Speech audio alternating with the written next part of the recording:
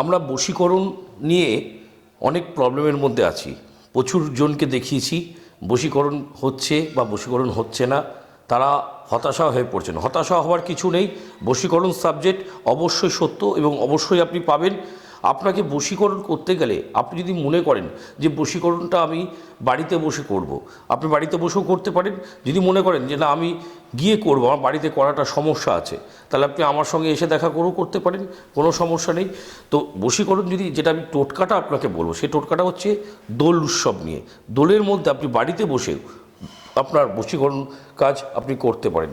3টে আবিরের রং আপনাকে নিতে হবে, তার সাথে একটু লেবু মিক্সড করতে হবে, তার মধ্যে কালো সরিষা গুঁড়ো একটু দিতে হবে, সাদা সরিষার গুঁড়ো একটু দিতে হবে, যে কোনো লাল শালু একটু কিনতে হবে, তার মধ্যে ওটুকু মুড়িয়ে ভালো করে গিট দিয়ে যে কোনো বট গাছের নিচে হোক বা গোপাল মন্দিরের পাশে হোক দিয়ে আসতে হবে।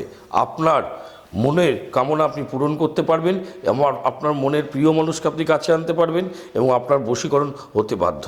নমস্কার।